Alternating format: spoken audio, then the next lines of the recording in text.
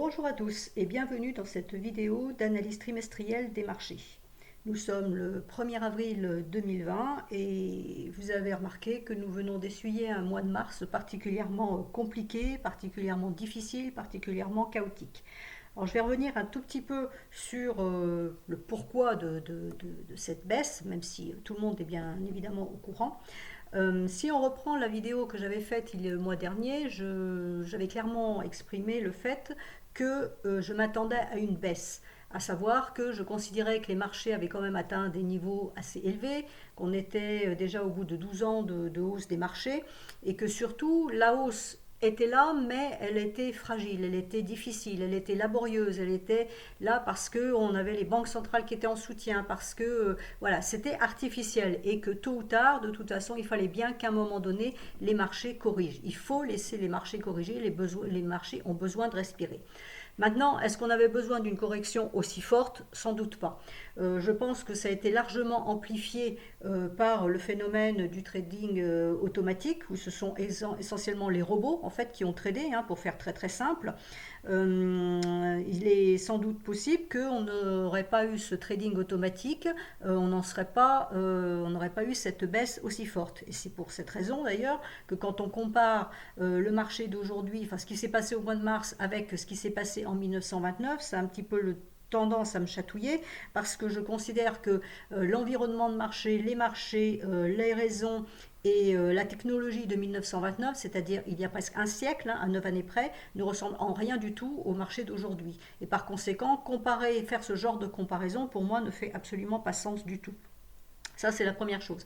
La deuxième chose que je voudrais dire, c'est qu'il faut faire attention dans ces comparaisons, parce que c'est pareil, on va comparer ça avec 2008. Alors 2008, c'était une crise financière, c'était les subprimes, c'était la titrisation d'actifs douteux qui ont essaimé à travers la planète. Bon, ça a été résolu par les actions des banques centrales, c'était un problème financier qui a débouché sur une crise économique, mais c'était financier à la base, donc ça a été résolu par des moyens financiers. Ils sont bons, ils sont pas bons, c'est pas le sujet. Mais c'était, je veux dire, résolvable, entre guillemets, par des moyens classiques qu'on maîtrisait. Le problème d'aujourd'hui, c'est que le déclencheur de ce fameux crash est un problème sanitaire, c'est un problème médical, c'est un problème humain, j'ai envie de dire. Et donc ça ne se résout pas à coup de milliards ou à coup de mesures financières particulières dans l'immédiat. Je dis bien le problème en lui-même, je ne dis pas la gestion de la crise économique qui s'en suivra. Le problème pour le moment est un problème sanitaire, c'est-à-dire que c'est un problème qui doit être résolu par des autorités médicales. Il faut laisser faire les chercheurs, il faut laisser avancer tout ce qui est recherche, il faut rester chez soi, il faut rester confiné pour éviter la propagation du virus. Et voilà, pour le moment, c'est la seule chose qu'on peut faire. Maintenant, qu'en est-il par rapport à l'avenir des marchés? On n'en sait absolument rien. Toute personne qui vous dit ça va faire ci, ça va faire ça, et voilà ce à quoi n'en sait strictement rien. Pour la bonne et unique raison, c'est qu'on ne sait pas combien de temps ça va durer. On ne sait pas comment cette crise sanitaire va être résolue et quels vont être les dégâts. Les dégâts au niveau humanitaire, mais au niveau économique aussi derrière. On n'en sait strictement rien. Donc on ne peut pas faire de prospective par rapport au futur à l'heure actuelle. Il faut gérer la crise tant bien que mal dans l'immédiat pour que ça dure le moins longtemps possible, aussi bien pour les hommes qui sont confinés, et ce n'est pas assez drôle pour personne, que pour l'économie qui est en stand-by, et ça c'est très mauvais pour l'ensemble de l'économie. Donc, il faut que ça s'arrête rapidement, c'est une évidence, mais on ne sait pas du tout ce qui va se passer derrière. Est-ce que les économies vont avoir l'énergie suffisante pour rebondir rapidement avec effectivement des injections monétaires massives, des politiques budgétaires massives? Il va falloir revoir absolument toute la feuille de route, aussi bien monétaire que budgétaire, afin d'appliquer les bonnes mesures pour relancer les économies. Est-ce que ça suffira? Est-ce que le monde arrivera à repartir? Est-ce qu'on arrivera rapidement à revenir au monde où l'on était, ne serait-ce qu'en janvier? Personne ne peut le dire à l'heure actuelle. Et c'est là où toute l'incertitude, et c'est pour ça qu'il est bien difficile, même au niveau de l'analyse technique, de pouvoir donner des feuilles de route sur ce qui peut se passer sur ces marchés. Alors j'ai essuyé aussi pas mal de critiques concernant le fait que oui, l'analyse technique ne prévoyait pas les crashs. Mais qui peut prévoir les crashs? Personne. Là, en plus, c'est un crash qui fait suite à une donnée sanitaire. C'est un signe noir. Personne ne pouvait le prévoir. Alors, on aurait pu anticiper plus ou moins les choses si on s'était un peu plus intéressé à ce qui se passait du côté de la Chine et ne pas s'imaginer imaginé que ça allait se passer qu'en Chine et que ça ne dépasserait pas les frontières chinoises, un peu à l'image du H1N1 ou du SRAS, qui effectivement était resté cantonné à l'Asie. Bon, ben voilà, à partir du moment où ça commençait à arriver en Europe, il fallait s'en inquiéter, il fallait peut-être prendre des mesures radicales un peu plus rapidement. Je ne suis pas là pour juger, je ne suis pas médecin, mais toujours est-il que on aurait peut-être pu vraiment anticiper la progression, si je puis dire, de cette baisse. Maintenant, de là à anticiper un crash, sans doute pas. Ça a été un peu violent et de mon point de vue, ça a été largement amplifié par le trading automatique. Maintenant, en ce qui concerne le futur, donc c'est une incertitude totale. Est-ce que les économies vont arriver à repartir très rapidement, sous forme de V? C'est-à-dire on a fait une grande baisse, on va faire une grande hausse, on va revenir sur les points hauts. Pourquoi pas? C'est une hypothèse. Je ne donnerai pas de pourcentage parce que je n'en sais rien, mais c'est une hypothèse.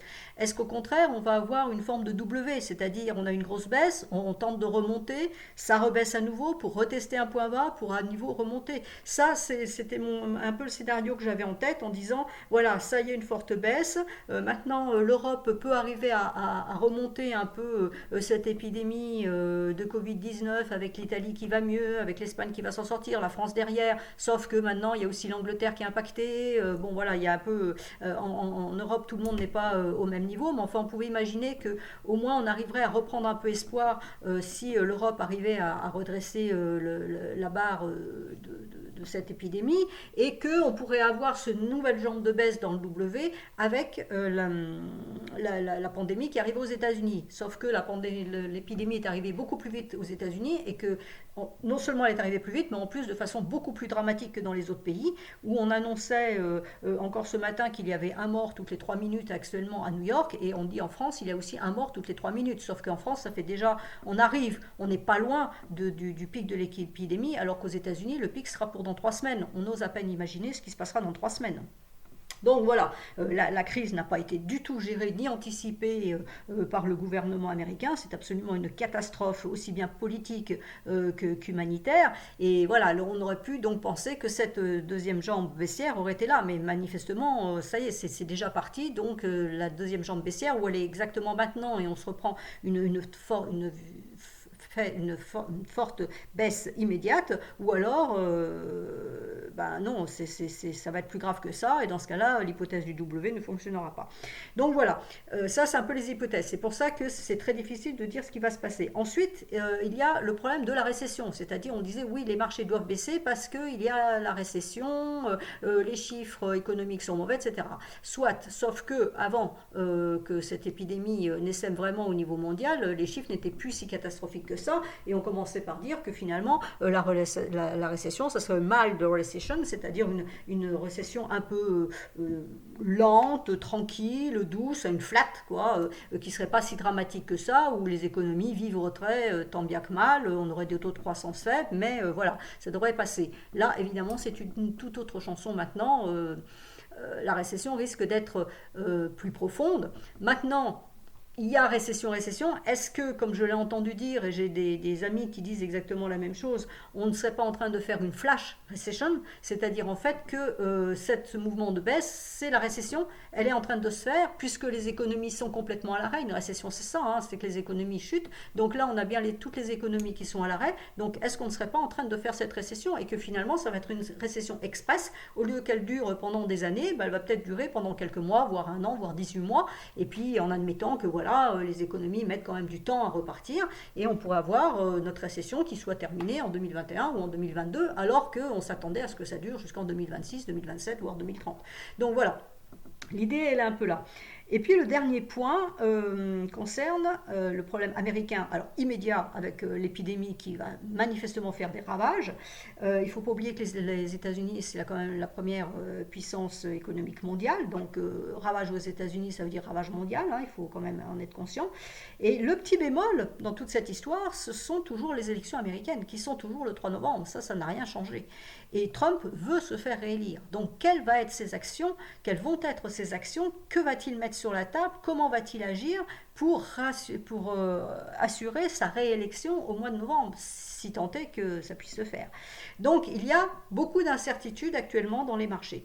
Donc Comme on ne peut rien dire d'un point de vue fondamental, parce que le fondamental, là, on est totalement impuissant, on va se concentrer sur la technique. Et donc maintenant, je vais vous montrer ce que d'un point de vue technique, je peux dire. Mais là, je peux vous dire aussi, là, d'ores et déjà, c'est que c'est extrêmement flou. On peut absolument tout imaginer. C'est pour ça qu'il va falloir, en tant qu'investisseur ou en tant que trader, que ce soit du long terme, du moyen terme, du court terme, être extrêmement prudent et attendre les vrais signaux. Ne pas se précipiter, ne pas dire « Ah, c'est un point bas, j'achète et je mets tout sur la table ». Non, il va vraiment falloir être extrêmement prudent puisque les marchés vont être chahutés encore pendant un certain temps. Donc, je vais vous analyser 5 indices, donc les 3 indices américains, 2 européens, plus l'indice australien parce qu'il était précurseur et il est intéressant à observer. Ensuite, j'ai choisi les 4 paires de devises principales. Je ne vous les passe pas tout en revue parce que ce n'est pas nécessaire et je ne veux pas que cette vidéo dure trop longtemps, plus le dollar index qui lui présente un certain intérêt par rapport justement à cette crise économique. Et enfin, je terminerai sur l'or et le pétrole. Alors, le Dow Jones. Donc, le Dow Jones en UT trimestrielle a légèrement tenu sa Kijun. Il a clôturé légèrement en dessous, mais c'est vraiment c'est douteux. C'est le genre de clôture qu'on n'aime pas, qui ne veut absolument rien dire et ça va nécessiter une confirmation bien évidemment. Alors est-ce que effectivement on repart tout de suite, on continue la baisse sur le deuxième trimestre? Vous voyez que la lagging span a de l'amplitude à la baisse, il n'y a rien qui la gêne, donc voilà. Sinon, si on considère que cette clôture est douteuse et peut éventuellement rebondir légèrement, on pourra dire que le Dow Jones pour le moment n'est pas baissier, en sens où voilà, la Kijun n'est pas cassée, hein, si on n'arrive pas à valider cette cassure, et donc tant qu'on ne casse pas la Kijun, on n'a pas de signal vendeur majeur. Alors on va me dire oui, ça a bien baissé, oui d'accord, ça a bien baissé, c'est vrai qu'il y a eu un signal vendeur, mais là on parle du très long terme, d'accord, on est en trimestriel, on n'est pas en train de parler de l'intraday. Et donc on pourrait très bien imaginer que ça remonte et que voilà. Donc c'est pour ça que cette clôture est assez douteuse. Mais techniquement parlant, on a une alerte baissière parce qu'on a cassé la Tenkan, mais on n'a pas de validation baissière définitive en UT trimestriel. Alors ça, c'est le graphique du mois dernier que je vous remets en février. Donc c'était pour vous montrer le décompte héliotiste que j'avais à l'époque. Donc on avait une vague 2 qui s'était faite ici et on était supposé être dans une vague 3. L'interrogation que j'avais à l'époque, qui demeure d'ailleurs encore, c'est cette fameuse vague 4. Si le décompte ici 1, 2, 3 est valide, ce que je pense, donc là on aurait pu avoir la vague 4 ici, on serait parti pour une vague 5. Donc l'idée c'était que la vague 5, on allait chercher les 33 800 qui étaient à ce niveau-là et on serait reparti après à la baisse pour une vague 4 majeure. Donc pour moi, la clôture en février, donc le mois dernier, était au-dessus de la Kijun, on pouvait s'attendre effectivement à ce qu'on reparte, aller chercher à nouveau les points hauts, recasser la droite de sommet ici, retourner chercher les points hauts et donc finir cette vague 3 pour après amorcer une vague 4. Bon, le petit bémol était qu'on avait 2 bougies rouges, il nous en manquait une troisième rouge. On a eu notre troisième rouge, on est content. Ça a bien validé l'hypothèse des 3 bougies. Maintenant, effectivement, est-ce que ce décompte, que donne ce décompte maintenant? Alors voilà, je remets la même chose et on a toujours notre mégaphone ici, hein, donc c'est un triangle, une forme de triangle inversé. On est allé chercher le bas du mégaphone, ce que je n'envisageais absolument pas ici, hein, le bas du mégaphone il passe par là, donc vous imaginez quand on était là, dire on va aller descendre là-dessous, ça faisait pas sens. Et finalement, non seulement on est allé, mais on a carrément perforé et on est remonté. Alors oui, on est bien remonté, mais pas suffisamment, on est remonté à l'intérieur du nuage mensuel. Donc pour le moment on est neutre. Et ma réflexion reste toujours la même, à savoir qu'il me manque une troisième bougie rouge. Donc on pourrait très bien imaginer qu'au mois d'avril, on aille chercher à nouveau ce bas de mégaphone, quitte à rebondir après, ou alors à l'enfoncer. Ça sera le suspense. Mais voilà, pour le moment, il y a une incertitude. Et l'autre incertitude, c'est de dire, bon, bah alors, et finalement, est-ce que ma vague 4, que je pensais être terminée ici, donc avec une vague 5 qui serait tronquée ici, mais une vague 5 tronquée ici, ça ne fait pas tellement sens, parce qu'elle est vraiment très courte par rapport aux autres vagues, donc ce n'est pas une hypothèse qui me séduit. Maintenant, j'ai peut-être tort, hein. Ce n'est pas une hypothèse qui me séduit pour l'instant. Mais est-ce que ça serait pas plutôt ça toute ma vague 4. Et auquel cas, c'est là où j'ai mon petit côté, on va dire, optimiste, parce que je suis plutôt voilà, bullish que bearish dans l'âme. Et je dirais, ben, ça pourrait être une vague 4. Et donc, on pourrait retourner chercher ce niveau-là, yoyoter un petit peu par là, avant, donc le temps que les économies se reprennent. Hein, donc, et puis, par exemple, à l'été, repasser à nouveau le nuage mensuel et repartir chercher à nouveau des points hauts. Parce que si mon point 4, il est ici, le bas de ma vague 4 est ici, ça veut dire qu'il me reste une vague 5 à faire. Donc, aller chercher à nouveau des points hauts. Ça, c'est voilà, l'attitude optimiste, on va dire. L'attitude pessimiste dira non, ma vague 5 est bien terminée ici et on a commencé la très grande vague 4 qui va nous emmener, je ne sais pas trop où, mais qui va nous emmener bas. Voilà. Donc, au choix. La seule chose que je constate pour le moment, c'est il me manque une bougie rouge, donc je peux m'attendre à avoir un mois d'avril chaotique, sinon baissier, pour aller éventuellement retester ce niveau-là, voire au moins ces niveaux ici.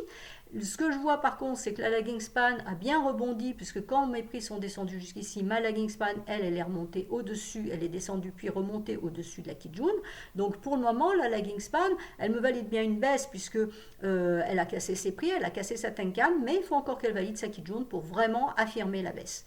Et si on a une clôture par contre en dessous du nuage, effectivement, là on pourrait dire on sera en tendance baissière, puisqu'on aura renversé la tendance, puisqu'on sera passé de l'autre côté du nuage. Mais on n'en est pas encore là, et il faudra voir effectivement si on ne peut pas aussi avoir voilà, un renversement qui tienne ici et qui reparte après dans ce sens-là.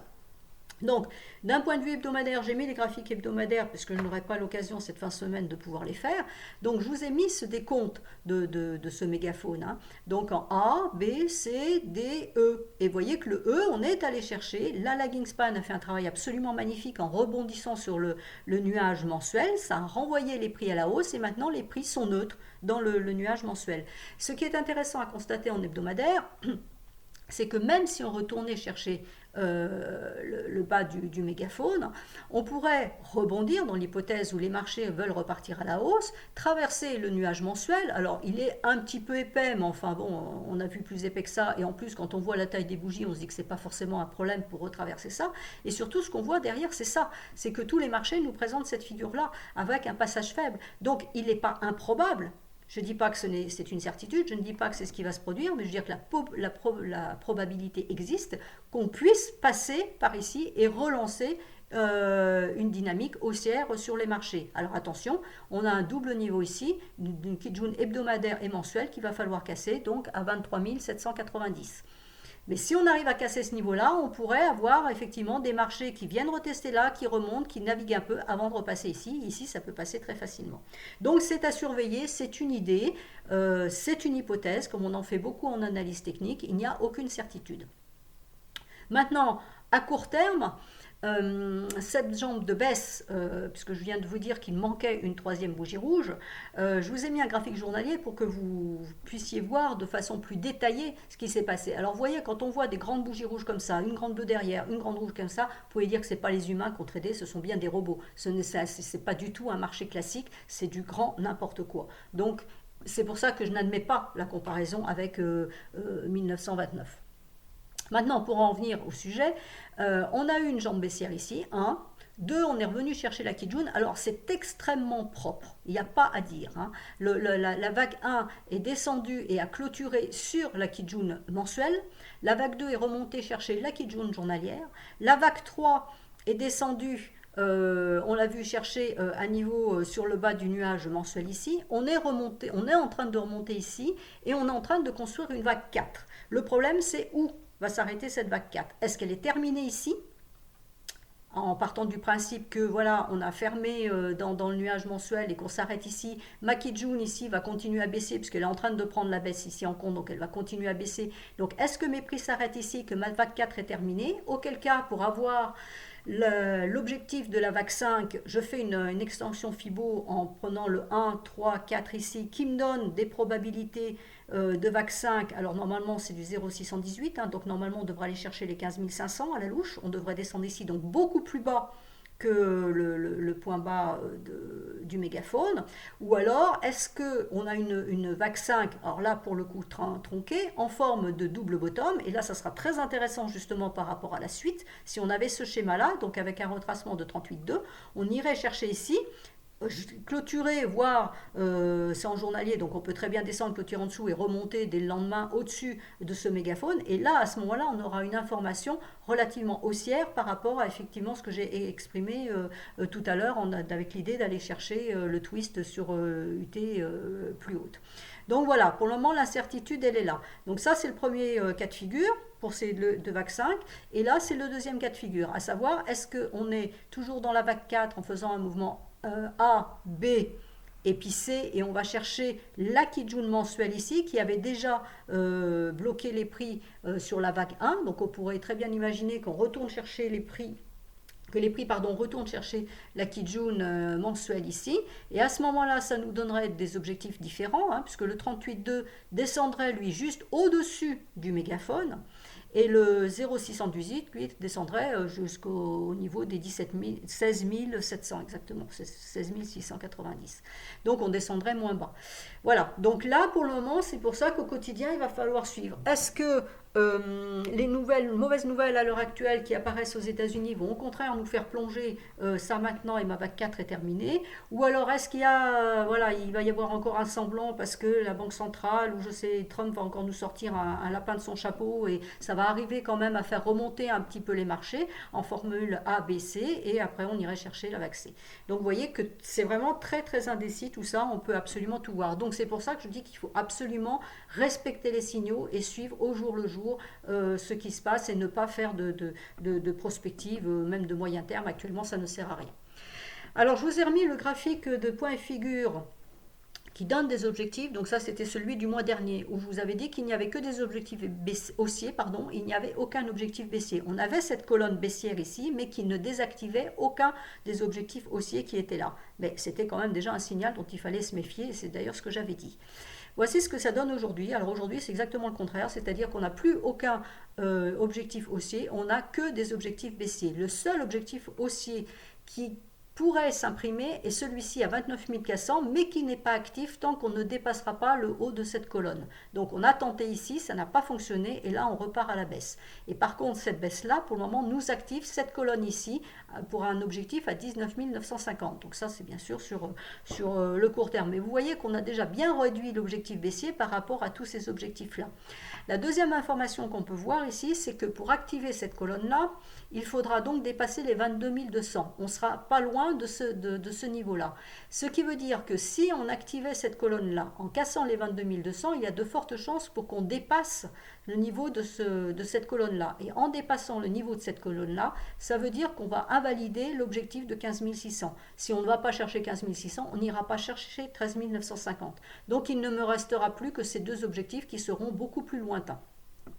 Voilà, donc l'idée là, pour le moment, là aussi, c'est que on peut avoir une idée baissière de court terme, mais pas pour le moment d'objectifs haussiers imprimés à long terme.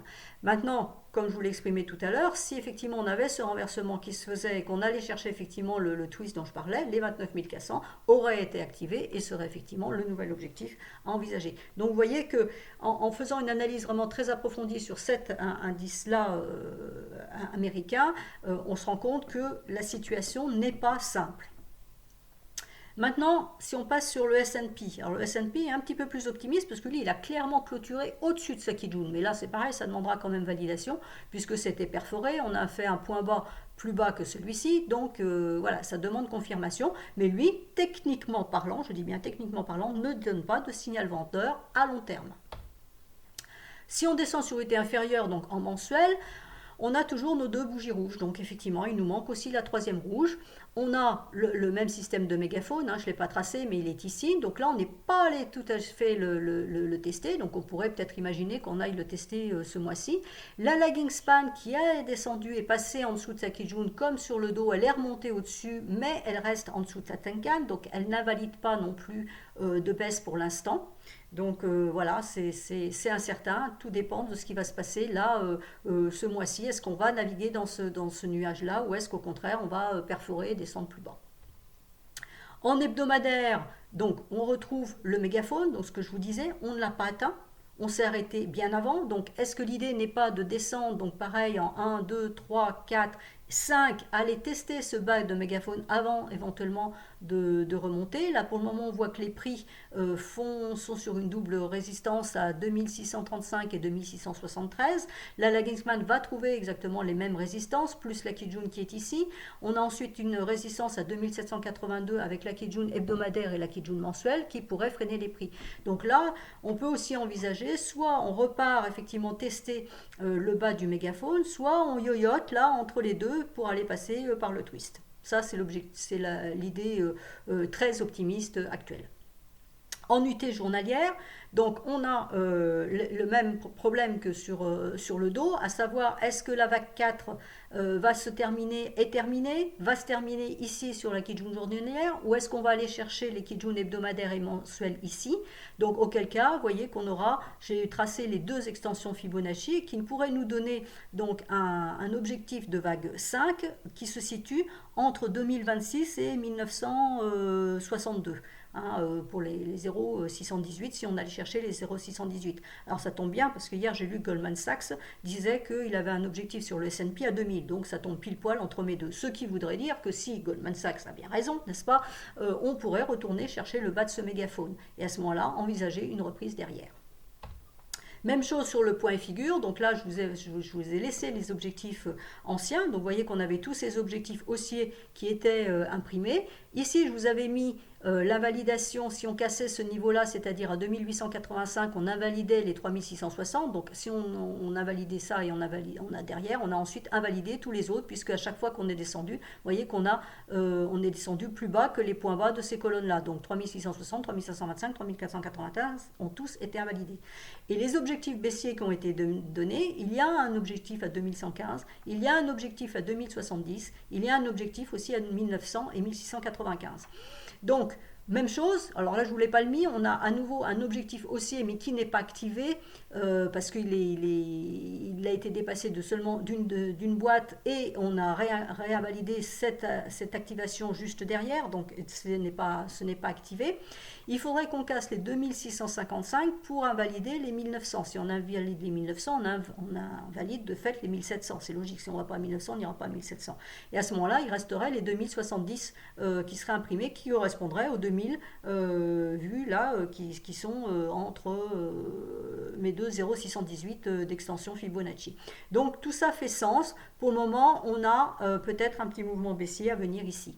Mais c'est pour vous dire que effectivement, il n'y a plus non plus d'objectifs haussiers actuellement. Il va falloir les rebâtir à nouveau et donc on va les reprendre petit à petit. C'est pour ça que c'est quelque chose qui va se reconstruire.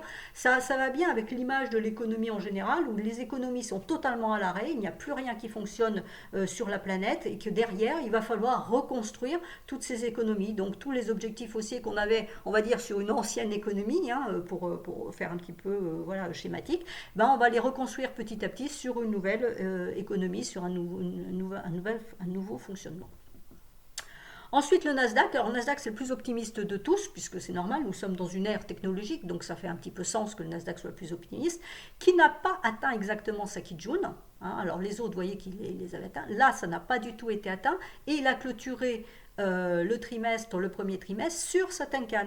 Donc là, cet actif-là, non seulement ne donne pas de signal vendeur, puisqu'il n'a même pas atteint sa Kijun, mais il ne donne même plus d'alerte, puisqu'il clôture au-dessus. Alors maintenant, l'alerte, elle va peut-être être donnée aujourd'hui, demain, dans les jours qui viennent, j'en sais rien. Mais en clôture, en tout cas, on n'avait pas d'alerte. Donc tant qu'on reste au-dessus des 7792, le Nasdaq reste aussi. En unité mensuelle, donc la Tenkan trimestrielle correspond à la Kijun mensuelle, donc on a clôturé bien au-dessus, même chose, il me manque une troisième rouge. On voit que la lagging span peut descendre, elle peut aller descendre encore juste à ce niveau-là, donc on peut avoir une troisième rouge qui va descendre jusqu'ici. Ce qui serait intéressant de voir, c'est si on fait effectivement un point bas plus haut, parce qu'à ce moment-là, on pourra dire que la baisse ici est terminée, qu'on va repartir vers le haut. On aura une ou trois rouges, on a eu trois rouges ici, donc on pourrait effectivement repartir, ça c'est de 2018, on pourrait repartir à la hausse. Donc c'est l'indice, j'ai envie de dire, le plus optimiste qui me laisse, moi, penser effectivement plus à un côté haussier qu'un côté baissier. Je ne dis pas qu'il n'y a plus de baisse, je dis que à moyen terme, on pourrait repartir dans un système haussier. Donc là, il faudrait que le Nasdaq non seulement repasse au-dessus de sa Kijun, ce serait effectivement le premier signal que la baisse est terminée, et ensuite repasse au-dessus de la droite de tendance, bien évidemment.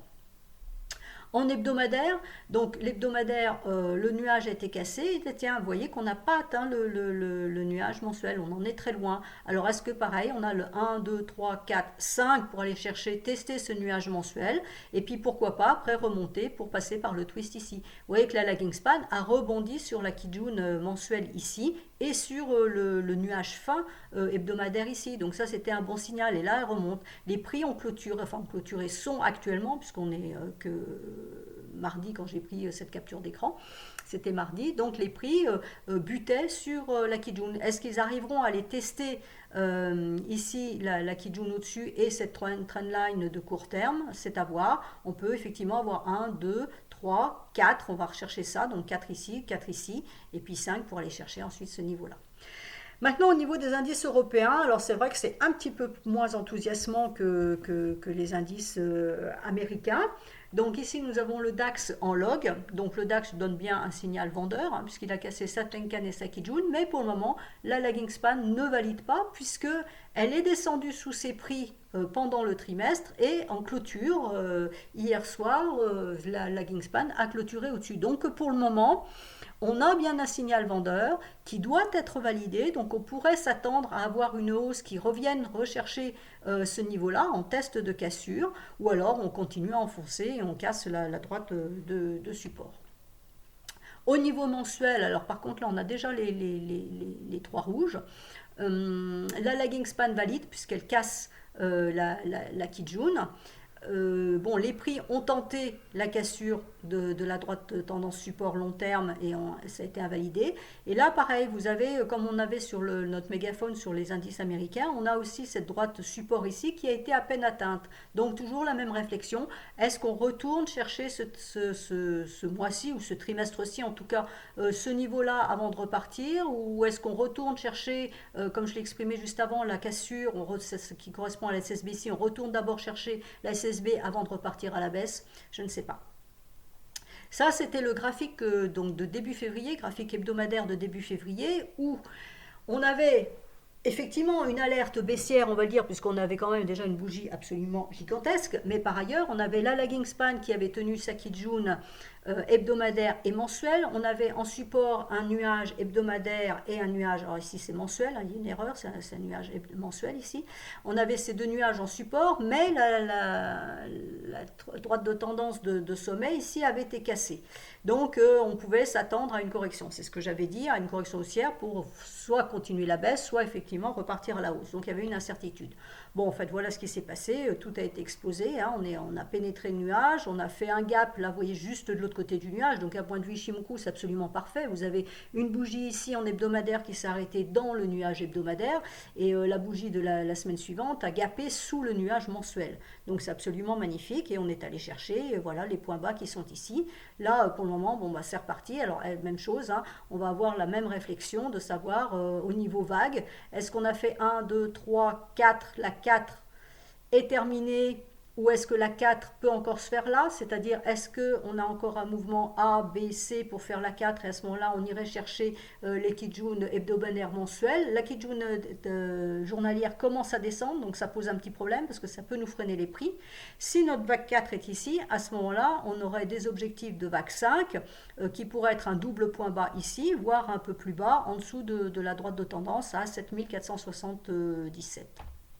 L'autre hypothèse, elle est ici, c'est-à-dire que ma vague 4, elle est finie, hein, on s'arrête là, on ne va pas chercher les Kijun ici, on s'arrête ici, et auquel cas on aurait un 38,2 d'extension ici, ce qui est beaucoup trop faible, et on irait à ce moment-là chercher plutôt les 0,618 à 6,667, voire les 7,333 pardon, à 50%.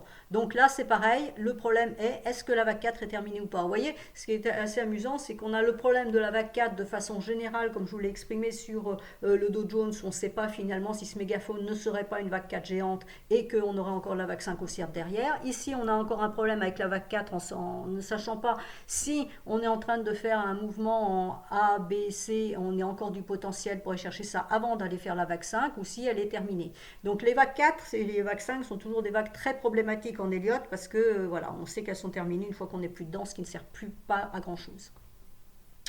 Alors le graphique point et figure, donc du mois précédent, avec les objectifs haussiers, et il n'y avait absolument aucun objectif baissier à part cette grande colonne, mais qui ne donnait pas d'objectif puisqu'elle n'avait pas été validée.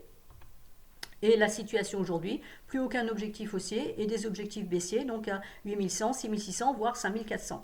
Pour invalider les 5400, il faudra dépasser les 10 725. Donc là, pareil, on a eu, ça c'est le mouvement correctif qui est en cours, donc je n'ai pas noté l'objectif puisqu'il faut que le sommet de cette colonne soit dépassé, ce qui n'est pas le cas pour le moment. On affichera un objectif haussier si la colonne ici est dépassée. Et à ce moment-là, il faudrait, pour bien faire, qu'on arrive à dépasser au moins les 10 725 pour invalider cet objectif de 5400. Enfin, dernier indice européen, le CAC. Alors je suis désolée, mais ça a été pris là maintenant parce que j'avais oublié de le faire. Donc le CAC en UT trimestriel log. Donc on avait clôturé au-dessus de la Kijun annuelle. Ce trait rouge ici à 4334, c'est une line in the sand, c'est-à-dire une ligne dans le sable importante. C'est la Kijun annuelle. Et vous voyez que malgré tout, le CAC a sauvé sa Kijun annuelle en clôture du trimestre précédent. Alors ce matin, ça a ouvert en dessous en gap. Mais hier soir, ça avait sauvé le niveau. Donc on pourrait là aussi imaginer qu'on retourne chercher la Kijun, test de cassure de Kijun avant de repartir à la baisse. Le gap sous le SSB ne donne pas cet avis-là pour le moment, mais le graphique a été pris avant l'ouverture américaine de ce 1er avril. Donc à voir ce qui se passe au niveau américain aujourd'hui. On peut aussi commencer à par descendre pour remonter, pour après redescendre. Vous voyez qu'ici on a un passage faible, donc on peut aussi très bien imaginer qu'on aille chercher là ce niveau de Kijun ici avec le bas du nuage. Après on monte et on va tester la cassure ici avant de repasser par le twist ici. Vous voyez que tout est absolument possible, il n'y a pas de certitude. La lagging span casse la Kijun ici et entre dans ses prix là ce matin. Hier elle avait tenu donc au-dessus évidemment puisque ma Kijun annuelle passe. Donc bon voilà, j'ai pas grand chose à dire sur le CAC qui ne m'a jamais beaucoup inspiré. Et là en l'occurrence, la seule chose que j'ai constatée c'est qu'il avait sauvé sa Kijun annuelle. Donc d'un point de vue mensuel, on retrouve la Kijun annuelle, donc ça c'est la bougie de ce matin. Bon, il n'y a pas grand chose à dire, on a un double support à 4084 et 3963 qui sont matérialisés par les deux plaques de SSB ici. Donc est-ce qu'on remonte tester ça avant de redescendre? Est-ce qu'on descend chercher ça avant de remonter? Je ne sais pas. Toujours est-il que là pour le moment on fait un gap sur la Kijun annuelle, donc normalement ça devra être testé si on veut persister dans l'hypothèse baissière de long terme sur le CAC. En hebdomadaire, quand c'est par contre pris hier soir, donc avec la remontée qui se fait ici, donc à voir est-ce qu'on retourne chercher le nuage ou pas. En IT journalière, nous avons exactement la même configuration que sur les autres, dans vague 1, 2, 3, 4. Donc là, voilà, la vague 2 a retracé 0,318 du mouvement de la vague 1. La vague 4 devrait retracer 0,618. Donc c'est pour ça ce que je m'attendais, c'est pour ça que j'ai ce principe sur tous les autres indices, où on devrait remonter au moins ici. Le problème, c'est la Kijun journalière qui est en train de descendre et qui pourrait effectivement freiner les prix. Vous voyez que donc on est sur la Kijun annuelle. C'est un niveau qui est travaillé par le marché, qui correspond en plus, qui est au gap ici. Donc c'est un niveau 4330 à ne pas négliger qui est très important dans ce marché-là. Donc on pourrait dire de façon extrêmement simple que si on passe en dessous, on est baissier, si on reste au-dessus, il y a encore des probabilités haussières. Maintenant, haussière de long terme, pas nécessairement, puisque de toute façon, il nous reste une vague 5 à faire. Et vous voyez que si on arrivait à aller chercher ce 0,618, la vague 5 pourrait atteindre soit un double point bas ici à 50%, soit descendre un peu plus bas à 0,618 avec un objectif de 3260. En point et figure, même chose, les objectifs qui étaient haussiers ont tous disparu. On avait un objectif baissé à 5200. Voilà ce que ça a donné. Les objectifs haussiers ont tous disparu et nous avons que des objectifs baissiers avec des objectifs qui sont extrêmement baissiers. Toujours la même réflexion, si on casse le dernier point haut de cette colonne-là, on activera à ce moment-là un objectif haussier. Si on casse les 4775, on invalidera les 2325. Mais il faudra casser ce niveau-là et ce niveau-là pour invalider ces deux objectifs-là. Ce que je ne pense pas, donc c'est pour ça que je pense qu'il y a encore de la marge à la baisse sur le CAC. Et enfin, donc l'indice australien, pourquoi? Parce que ce qui était intéressant, c'est que lui aussi, évidemment, comme tous les autres indices, a fortement vendu. Il a perforé son nuage trimestriel par le twist et il est remonté au-dessus, il est remonté au niveau de la SSB ici, la lagging span est remontée au-dessus de sa Kijun, donc lui il a pour le moment en fin de trimestre avait invalidé vraiment l'idée de baissière long terme, mais ça reste extrêmement dangereux puisque nous avons un nuage quasiment inexistant, donc la bougie là du Q2, du deuxième trimestre peut très bien passer ici. Hein, donc voilà. Mais ce qui était intéressant de voir, c'était à quel point la précision de l'Ishimoku nous a permis à cette mèche de passer par le twist et d'invalider l'idée baissière pour le moment, le renversement de tendance immédiat. En mensuel, bah, toujours la même réflexion sur les autres, il manque une troisième bougie rouge. Donc on peut dire globalement, on pourrait à la vue de tous ces indices envisager que le mois d'avril reste baissier. Alors ça peut être aussi un mois d'avril où on reprend pour rebaisser en mai, hein. Les trois bougies rouges ne se font pas forcément les unes derrière les autres, mais on peut, compte tenu des circonstances et du pourquoi de cette vente, hein, du déclencheur de cette vente, on peut s'attendre effectivement à ce que le mois d'avril reste baissier, voire éventuellement encore un peu le mois de mai. Vous voyez ici, on a eu trois bougies rouges, la quatrième a été rouge et c'est fini en marteau avant de repartir. On pourrait effectivement avoir le même schéma ici avec encore une bougie rouge qui descende et puis voilà le mois de mai qui commence aussi par vendre le temps de sortir du confinement et après ça repart à la hausse à partir de la mi-mai par exemple et voire juin. Donc maintenant le marché du Forex. Alors le marché du Forex a été quand même un peu plus calme, qu'on n'a pas ces grandes bougies comme sur les indices. Il y avait des choses très intéressantes à faire sur ces marchés-là. Il est difficile de faire du swing, mais il y avait des choses en intraday qui étaient quand même assez intéressantes à faire. L'USD-CAD a très bien fonctionné, donc je ne l'ai pas mis là parce que ça aurait été beaucoup trop long, mais l'USD-CAD a donné extrêmement bien, a très très bien fonctionné. Et puis bon voilà, donc je vais passer maintenant en revue les différents actifs de ce Forex. Alors, je commence par un graphique de performance relative qui permet de justement visualiser quelle a été l'activité des différentes devises les unes par rapport aux autres au cours du mois de mars. Donc, le mois de mars démarre ici. Et vous voyez qu'on a eu vraiment il y a 8 devises ici, et on a vraiment deux clans. Hein. En haut, nous avons donc le yen, le CHF, pardon, le dollar néo-zélandais. En bas, vous avez le dollar canadien, ça doit être la livre sterling. Ensuite, non, dollar néo-zélandais et dollar australien sont ici. Donc ici, nous avons l'euro, le CHF, le yen et le dollar américain. Donc, on a des valeurs ici un peu refuge, j'ai envie de dire, et puis là, les devises un peu punchy. Donc, on a le dollar canadien qui, lui, a souffert à cause de la chute du pétrole. Nous avons les dollars australiens et néo-zélandais qui dépendent de la Chine et donc ont été impactés en premier, mais vous voyez qu'ils ont commencé à bien se redresser depuis la mi-mars. Et puis nous avons la livre sterling qui bizarrement est quand même en hausse non négligeable depuis le 23 mars. Bon, ils ont aussi l'épidémie, mais a priori ça n'a pas l'air de trop les traumatiser. Par contre, vous voyez qu'on a eu une chute au niveau du dollar américain à partir du 20 mars, mais que c'est en train de se redresser. Le CHF n'a pas été particulièrement recherché, hein, c'est monté là au début, mais après ça a un peu stagné, on aurait pu s'attendre à ce que ça monte un peu plus. Bon, le yen est toujours un petit peu merdique pour faire simple. Et l'euro, l'euro est stable, il végète, il mène sa vie d'euro. Donc le dollar américain en trimestriel, voilà, hein, c'est ce que je dis, il a eu cette forte hausse, donc on voit dans la mèche, et puis il a rétrocédé, il est revenu voilà, dans la zone du trimestre précédent, donc neutralité, la lagging span est toujours dans le nuage, il est entre ces deux bandes, là, entre la SSB ici, la SSB ici, donc entre 100 et 96, il est neutre, et puis il est coiffé par une droite de tendance de sommet majeur. En mensuel, on voit bien l'activité, la volatilité qu'il y a eu sur le dollar américain pendant tout ce mois de mars.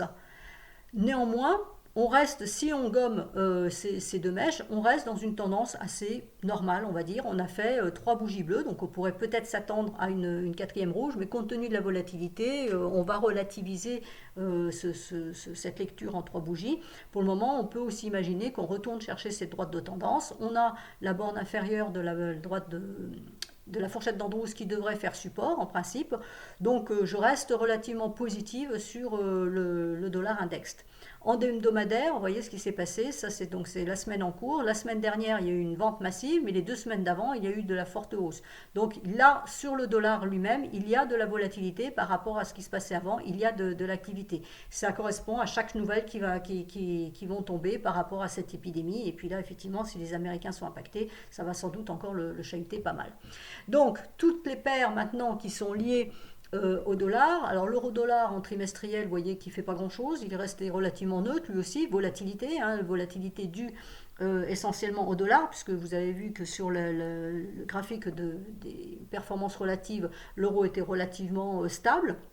Donc c'est le dollar qui fait bouger l'euro. Vous noterez que la lagging span est restée dans son nuage en clôture, comme elle était restée déjà le trimestre, pas d'avant, mais le trimestre encore antérieur, le Q3. Avec la clôture ici, la lagging span est restée, avait rebondi. Donc le Q4 ici, et maintenant le Q1 2020 ici, où on a tenu, et finalement on a fait une clôture à moitié de cette bougie-là. Donc est-ce que ça laisserait sous-entendre qu'on pourrait partir à la hausse? Ce n'est pas une improbabilité.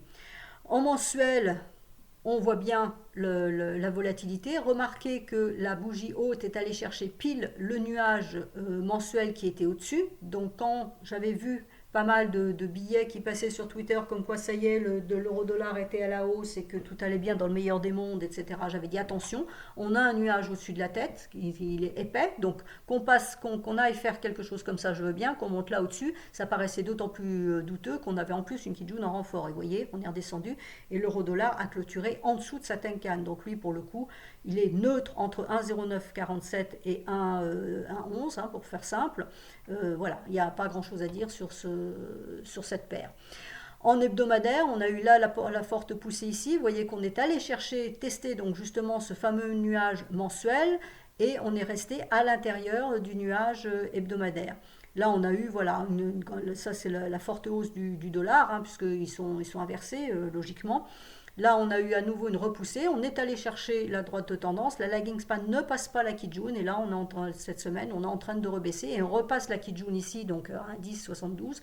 Tant qu'on restera en dessous, c'est vendeur. On est en dessous du nuage hebdomadaire, en dessous de la droite de tendance, en dessous de la Kijun. Donc pour le moment, c'est vendeur. Il faudrait que la lagging span passe à travers ces prix. Et là, on aurait un signal vendeur plus certain. La livre sterling, je l'ai mise, mais il n'y a pas grand-chose à dire en trimestriel. Bon voilà, elle est restée grosso modo, le corps est resté dans la bougie bleue dans le trimestre précédent. On a eu une mèche excessive en bas qui correspond à l'activité du dollar. On a clôturé ici, donc il n'y a pas grand-chose à dire. Techniquement parlant, on pourrait dire que c'est baissier parce qu'on est sous le nuage et sous la Kijun, mais bon, par rapport aux autres points bas, à part cet excès ici, on reste dans un espèce de range, donc bon, il n'y a pas grand-chose à faire sur cette paire. Au niveau mensuel, voilà la mèche due au dollar. Pour le moment, ça tient encore en altitude, puisqu'on est quand même plus haut que les derniers points bas, donc, mais on reste sous le nuage. Donc pour moi, c'est ni baissier ni haussier, c'est neutre, il n'y a rien à faire. Et en hebdomadaire, on est coincé sous la Kijun et sous le nuage pour l'instant. Est-ce qu'on retourne chercher la droite de support ou est-ce qu'on casse le nuage qui est relativement faible? C'est à voir. La lagging span est ici, elle est repassée au-dessus de sa Tenkan et elle peut buter là, ici, sur la Kijun. Donc il n'y a pas vraiment de marge à la hausse. Donc pour moi, c'est complètement neutre, c'est une paire à oublier. Le dollar australien. Maintenant, donc le dollar australien est vendeur, il est vraiment en tendance baissière. On a la Kijun ici trimestrielle qui plonge, la Tenkan qui plonge, la lagging span qui est passée sous son nuage, donc lagging span sous le nuage, les prix sous le nuage, sous Tenkan, sous Kijun, donc sous la double résistance ici. Donc on va dire que c'est baissier. En mensuel, on a eu une poussée haussière, donc toujours même effet, l'effet dollar. On a 3 bougies rouges, donc on pourrait retourner chercher le niveau trimestriel ici. Vous voyez que la Kijun plonge aussi, donc laisse peu de marge à la hausse. Donc on peut éventuellement envisager, si le dollar venait à faiblir, on pourrait envisager un retour sur le niveau trimestriel, mais sinon, bon, pour moi, c'est une paire qui reste baissière. Et en hebdomadaire, voilà, on a eu, c'est votre mèche ici, c'est la bougie bleue ici. On a une Kijun à 0,627 qui peut bloquer. Ensuite, on a les doubles résistances ici. Donc la hausse, je la sens pas trop bien. La baisse, ça peut repartir à la baisse, mais ça peut aussi consolider un petit peu dans l'immédiat. Enfin, le dollar yen, alors une paire que je n'aime absolument pas, parce que je trouve qu'elle est inintéressante et voilà. Donc le dollar yen végète sur le sommet de son nuage, hein, je passe en dessous et je clôture au-dessus. Donc là c'est entre la SSB et la Kijun, donc c'est neutre de chez neutre. La lagging span elle est entre ses prix et la SSB, donc c'est complètement neutre. Voilà, pareil, hein, toujours le dollar qui a fait des siennes ici. Donc on est coincé entre 105 et 111 sur le dollar yen en trimestriel. En mensuel, on a une vision Ishimoku qui est absolument jolie, puisqu'on a deux mèches qui ont tenté de passer le twist ici et la droite de tendance et qui n'ont pas réussi. Et à chaque fois, on a clôturé sous la Kijun mensuelle, donc ça reste bien baissier à long terme puisqu'on reste sous cette Kijun mensuelle, mais on a voilà, un support ici à 105,43 qui tient, et puis on a une droite support ici qui a tenu, hein, puisque on est repassé largement au-dessus en clôture mensuelle. Et l'hebdomadaire, voilà, ça c'était pour vous montrer d'un peu plus près cette tentative de cassure du twist mensuel ici. Donc vous voyez, on a cassé une fois, mais la droite de tendance a fait résistance et on est repassé ici. Là, on a cassé deux fois en mèche, mais à chaque fois en clôture de bougie, on était reparti et reparti en dessous. Donc c'est assez intéressant d'un point de vue Ishimoku de voir la propreté et à quel point un twist parfois, donc c'est un passage faible, mais si on ne le passe pas, c'est aussi une information très importante. Si les prix ne veulent pas profiter de cette opportunité pour continuer à monter, alors que là on avait quand même une tendance qui était haussière, et là ça a été invalidé derrière de façon magistrale, c'est une information non négligeable. Ici vous aviez une grosse poussée impulsive haussière en deux bougies, il manquerait la troisième bleue, ça n'a été que ça, et on est venu clôturer ici, on n'a pas réussi à passer ce twist là, donc c'est assez important. Et maintenant voilà, on est coincé sous la Kijun mensuelle ici, on a le nuage mensuel ici qui bloque, qui est en renfort du nuage hebdomadaire, donc l'USD yen à la hausse, en fait je le sens pas trop. Et puis là, bon voilà, j'ai cerclé aussi la lagging span pour vous montrer que ici, la clôture qui s'est faite là, c'est la lagging span qui a clôturé sur la droite de tendance court terme. Donc voilà ce qu'on pouvait dire pour les devises. Bon, le dollar yen, personnellement, j'y toucherai pas, ça n'a pas grand intérêt. Ce n'est plus une devise, une paire refuge comme ça a pu l'être autrefois. Maintenant, chaque économie a sa particularité et ce genre de discours aussi ne fait plus sens dans les marchés actuels. Maintenant, il me reste deux graphiques à vous commenter, donc sur les matières premières. Alors j'ai choisi donc l'or, parce qu'évidemment on dit qu'il est de bon ton de dire que quand les marchés vendent, et surtout en période de crash, tout le monde se jette sur l'or, et vous allez voir que ça n'a pas été le cas. Et puis le pétrole, parce qu'on a un petit peu tendance à oublier, tout le monde est focalisé sur le coronavirus et les économies qui vont pas bien. On est en train de passer complètement à côté du fait qu'on est dans une crise pétrolière majeure, où le pétrole est redescendu vers les 20 dollars, alors qu'il n'y a pas si longtemps, et moi y compris, on le voyait plutôt à 75 dollars dans l'année. Donc il y a quand même quelque chose qui s'est passé. Alors c'est dommage parce que comme les gens sont confinés, ils ne peuvent pas profiter de la baisse du prix du pétrole à la pompe, mais il y a une crise majeure actuellement sur le pétrole.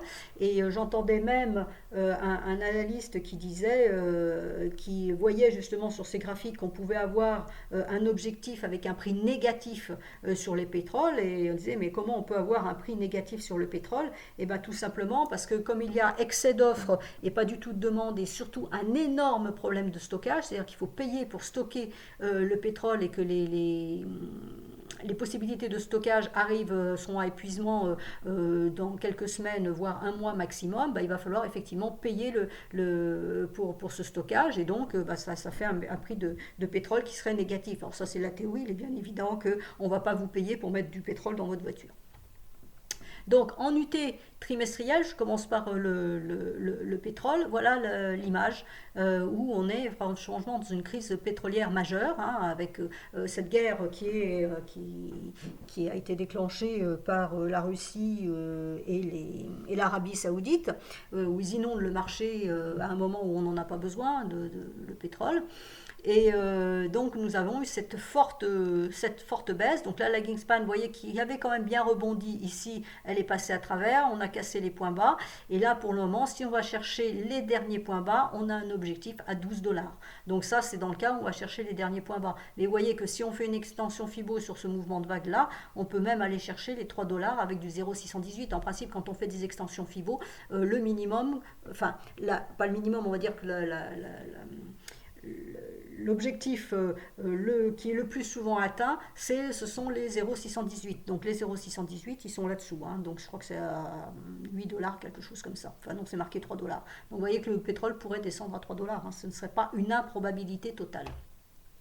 D'un point de vue mensuel, voilà ce qui se passe. Hein. Donc on est sorti du nuage très violemment.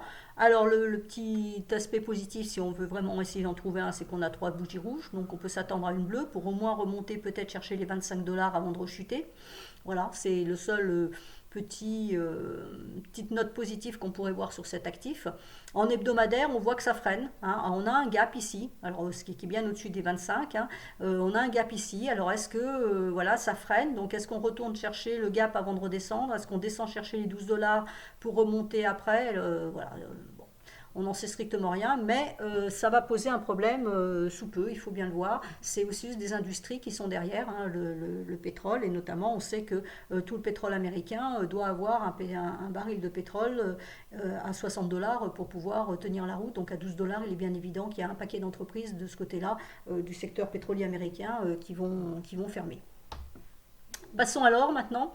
Donc l'or, la valeur refuge, paraît-il, quand les marchés baissent. Alors en trimestriel, c'est vrai que c'est pas totalement négatif, c'est même plutôt joli, on va dire, puisque bon, malgré tout, c'est au-dessus du nuage, donc c'est positif, hein, c'est haussier, au-dessus du niveau des 1484 qui correspond à la Kijun ici et à la Tenkan ici, donc on est haussier, et surtout c'est la lagging span qui casse sa Tenkan. Donc elle est en train de valider la hausse, ce qui veut dire que quand on regarde un graphique en Ishimoku, comme ça, eh ben, j'ai ma lagging span qui est libre à la hausse et mes prix qui sont libres à la hausse. Alors ça peut aussi baisser, mais tout est libre, tout est techniquement libre à la hausse. Le seul truc qui me gêne, c'est que vu l'ampleur de la baisse sur les indices, on ne devrait pas avoir une mèche haute aussi grande si on voulait vraiment considérer cet actif comme une valeur refuge par rapport à la baisse des marchés. La mèche ici, elle n'est pas de bon augure. Voilà, ce sera un petit peu mon commentaire. Maintenant, ce n'est que mon commentaire. Alors, ça c'était la vue mensuelle du mois dernier, où j'émettais une hypothèse comme celle-ci, hein, avec une vague A ici, une vague B ici, avec une vague C. Et j'avais donc tracé une extension Fibo en prenant ce doji qui nous aurait mis une vague C donc vers les 1146, puisque c'est 0,618. Hein, je vous ai dit que c'est le minimum, pas syndical, mais enfin bon, à atteindre dans une extension de Fibonacci. Donc on pourra aller chercher les 1146. Alors pour le moment, ce scénario n'est pas invalidé. Pourquoi? Parce que on a cette mèche là, donc ça c'était la mèche de février ici, vous voyez que la mèche de mars elle est identique, mais le corps est en dessous du corps précédent. Alors on va me dire, on va pas chipoter pour un petit corps qui est en dessous, je suis tout à fait d'accord. Les mèches sont de plus grande ampleur, alors attention, là c'est aussi un effet dollar, n'oubliez pas que quand on parle du gold, on parle du gold exprimé en dollars, donc quand le dollar bouge, ça vous fait bouger aussi donc XAU USD, hein. Donc attention, on ne parle pas que de l'or ici, c'est bien là où il y a un problème. Malgré tout, ça a clôturé au-dessus de la Tenkan. Bon voilà, on a une bougie de plus grande ampleur, c'est un doji, donc c'est une incertitude avec une extrême volatilité. C'est comme ça qu'on peut lire cet actif. Donc en hebdomadaire, donc début mars, voici là où j'avais mon hypothèse, donc A, B, et on était dans la vague C, dans la vague C qui montait, donc il faisait 1, 2, 3, 4, 5. Ici, donc ça a été atteint. Et on est en train de repartir à la baisse, donc dans le schéma de vague C.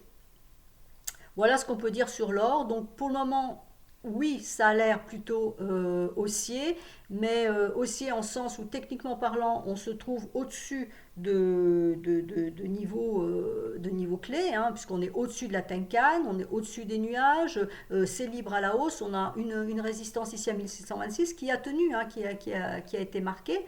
Donc techniquement parlant, pour être haussier, maintenant il y a une énorme volatilité qui est due au dollar. Donc je pense que pour traiter cet actif actuellement, il faut plus s'intéresser à l'effet dollar qu'à l'effet gold, où il n'y a pas la ruée sur les lingots d'or, comme on pourrait le croire suite à la chute des indices.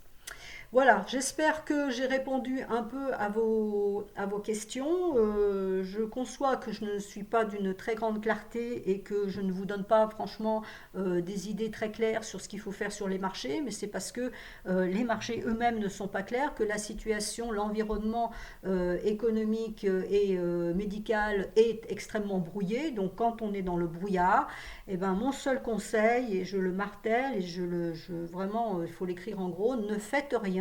Vous êtes confiné, vous ennuyez devant vos écrans, je peux le concevoir, mais à ce moment-là, vous en profitez pour lire des livres d'analyse technique, pour vous former, prenez des formations, lisez, regardez des vidéos informatives, ne regardez pas n'importe quoi, mais regardez des vidéos qui peuvent vous faire progresser, regardez ce que font les marchés, parce que même si on ne rentre pas dans les marchés, c'est toujours intéressant de voir cette période, de la vivre, et de voir ce qui peut se passer. Justement, on a eu un exemple de crise en 2008, de crise financière. Maintenant, on a une crise sanitaire. Comment ça se répercute au niveau économique? Je pense que c'est une période qui est extrêmement passionnante à vivre, justement pour voir après comment l'humanité va se sortir de ce galimatia, comment on va réussir à relever des économies qui actuellement sont totalement à l'arrêt, où c'est vraiment une catastrophe mondiale globale, où les gens la moitié de la planète est confinée chez elle, donc c'est du jamais vu. Donc je pense que c'est une période qui est fascinante à vivre. Évitez de la vivre à 100% sur Twitter, où il y a beaucoup de n'importe quoi, il faut le dire. Vivez-la de façon intelligente, regardez les graphiques, émettez des hypothèses, faites des analyses techniques. L'avantage, c'est que comme ça bouge tous les jours, au moins vous aurez vos conclusions assez rapidement. Mais surtout, ne rentrez pas dans les marchés, ça n'a aucun intérêt. Et j'ai énormément de débutants qui me contactent pour me dire voilà, je voudrais trader, etc. Alors les débutants, je vous en prie, ne vous mettez pas dans ces marchés. Apprenez, oui, regardez les marchés, formez-vous, lisez des livres d'analyse technique, écoutez les bonnes émissions concernant sur la finance, mais surtout ne cliquez pas, vous allez vous faire manger tout cru. Voilà, c'est mon seul conseil. Et pour les autres, ceux qui sont un peu plus aguerris, je pense que l'intraday c'est suffisant. Le swing pour le moment on oublie. Je privilégierai les marchés des devises à celui des indices qui risquent d'être encore très chahutés. Les devises le sont beaucoup moins. Donc si on doit travailler des marchés, j'invite plutôt à aller là-dessus. Il y a aussi les matières premières qui présentent, donc là je ne vous les ai pas faites, mais il y a aussi certaines configurations sur les matières premières. Il y a le palladium qui pourrait redonner un signal à nouveau. Le platine, lui, est un peu plus litigieux. Le cuivre essaye de s'en sortir. C'est pas évident, mais il peut y avoir une opportunité sous peu sur le cuivre. Donc regardez aussi d'autres choses et puis sortez de ces foutus indices qui donnent absolument aucune information. Voilà, je vous remercie. Je suis désolée, ma vidéo était plus longue que prévu, mais il y avait du sujet, donc j'espère que vous arriverez jusqu'au bout. Je vous remercie beaucoup pour votre attention et à bientôt.